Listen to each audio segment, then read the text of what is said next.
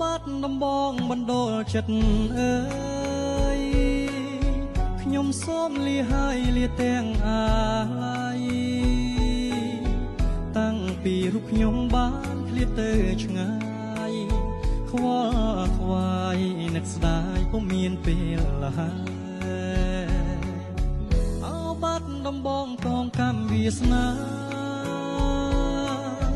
ដែលខ្ញុំប្រាថ្នាគ្មានពេលទំនេរបើសិនជាគូខ្ញុំពីបបេសូមឲ្យមានស្នេហ៍នឹកឃើញគ្រាដើមកូនឡងយូរឆ្នាំចាប់ទេស្ងួនមានតែរូបអូនដែលជាដងហើមចំពោះនួនអងចិត្តបងសងខឹមសង Have some ladies in the backyard that are helping me clear everything out. Backyard's all thrown in from the rain. You can see them over here. See how they're doing. They've been out here all morning. See how much work they've gotten done. They don't ask for payment. All they ask for is water. And here they are. Two ladies and a calf. Cleared it out halfway right now. Yep. They are clearing that out. Awesome. Right? Good morning, everybody. It's about 5:30 a.m. right now. Just like just usual, my usual everyday wake up time. I wake up at 3:30, and I just clean up the house and just listen to nature. Hear the roosters.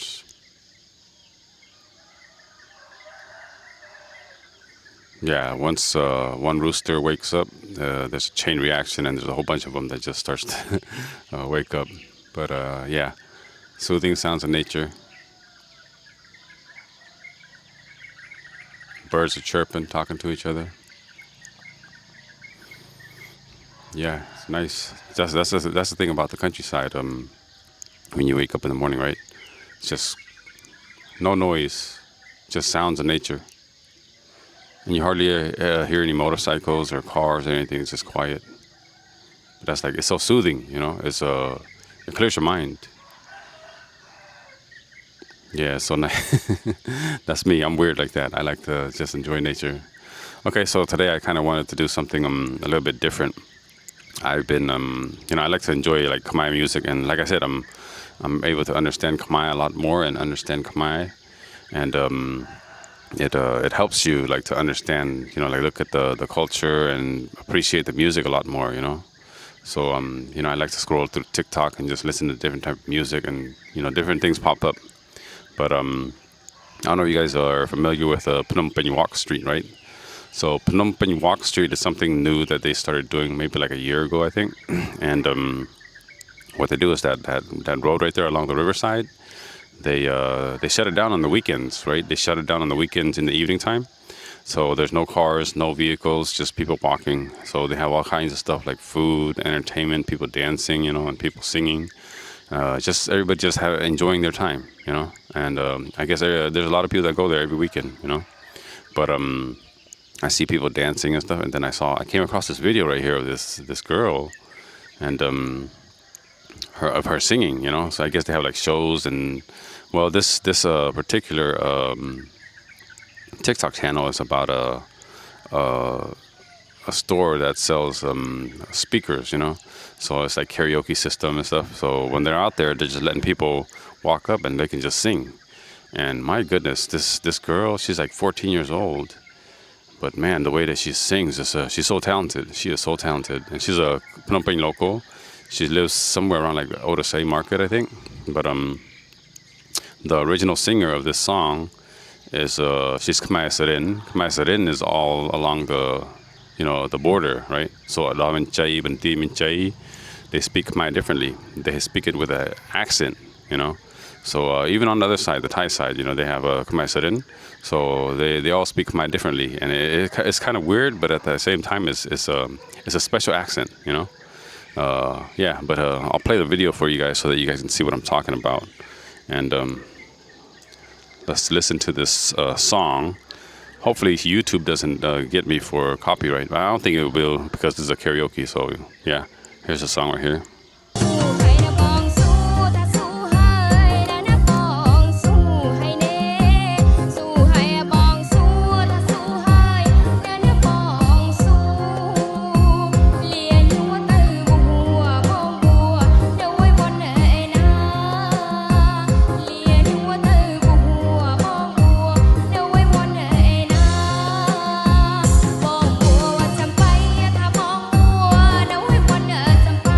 เ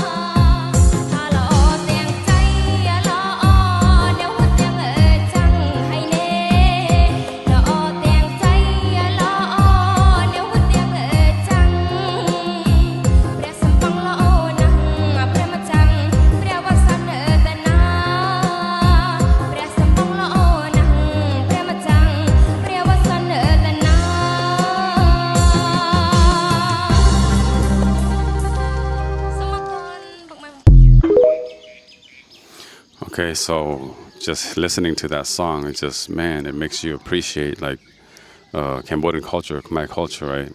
So the song is a love song. There's a girl singing to a guy. The guy, I guess he has made up his mind to go become a monk. She's asking him like, which pagoda are you going to become a monk?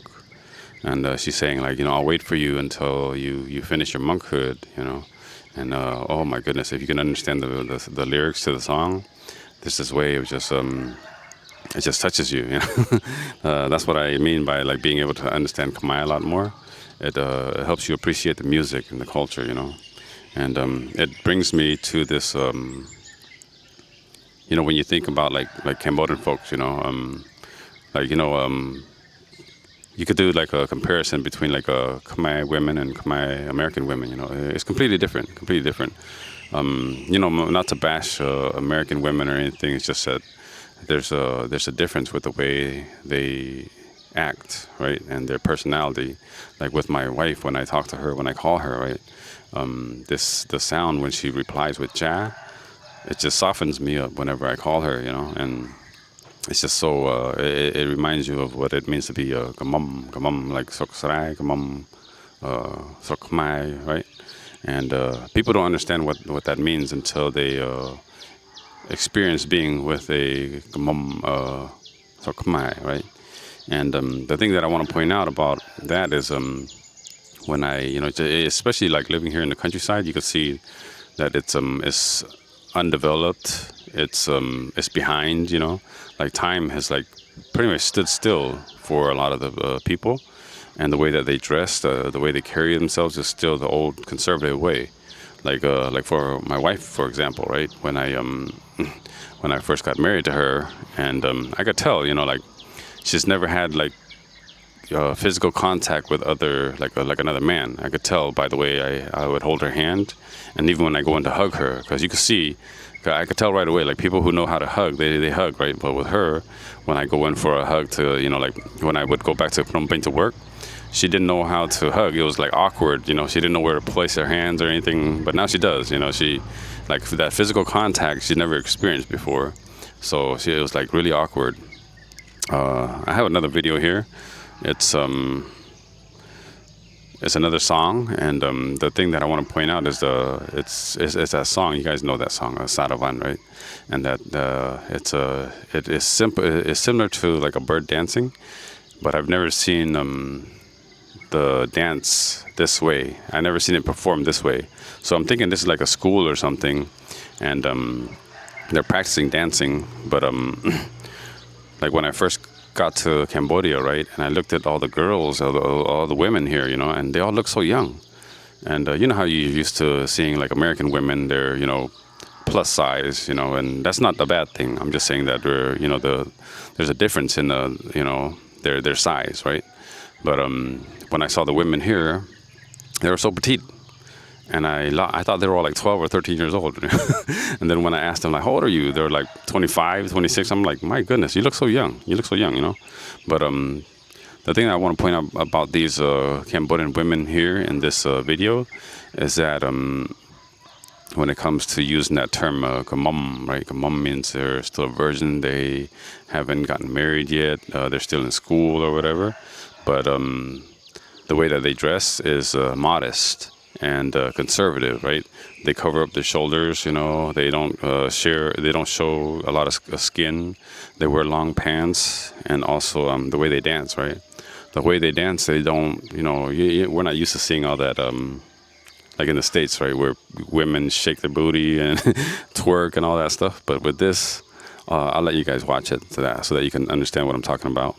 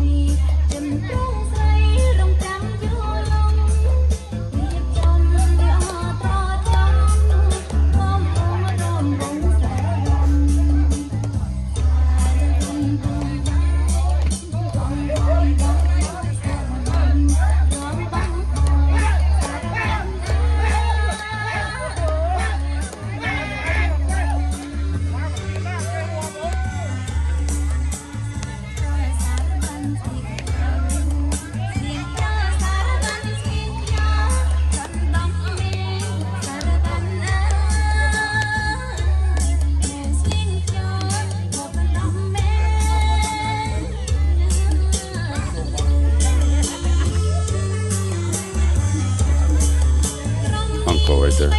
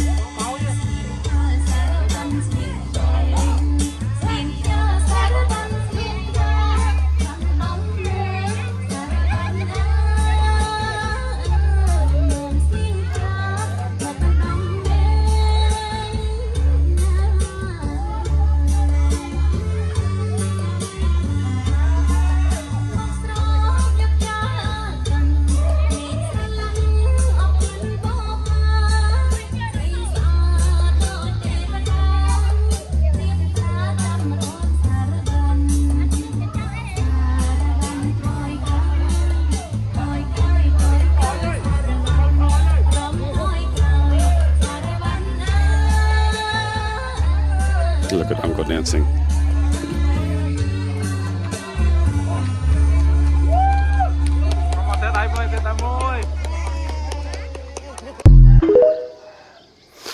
Yeah, so things like that, you know, the culture, the dance, the way that they don't do any like exaggerated movements. Everything is on cue with the lyrics, going forward, going backwards. The way they dress is conservative, modest, and it just makes you appreciate Cambodian culture, you know. And man, I just like listening to those types of music and seeing them perform and dance.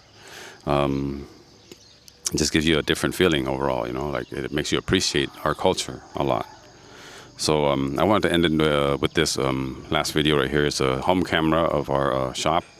Yesterday there was a young girl that came in. She wanted to get some sweetened milk to, you know, I guess her mom told her to get some sweetened milk, right? So I asked her, like, what kind of milk do you want, you know? And she was like, anything as long as it isn't Thai. So here's the video here.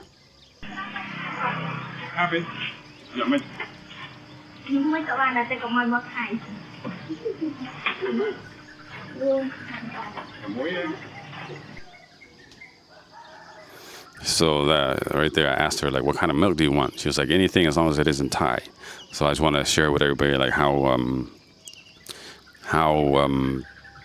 strong the people feel about boycotting all their stuff, and they don't want to, you know, consume or buy anything that has to do with Thailand, right? So yeah.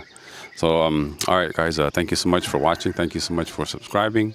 Thank you much for the questions. You can see from the beginning of the video until now, the sun has come up. Before it was dark, and within the frame of 20 minutes, the sun is coming up and it's brighter now. Yep, everybody's awake. Wife's awake. Kids are awake now. See you guys in the next one.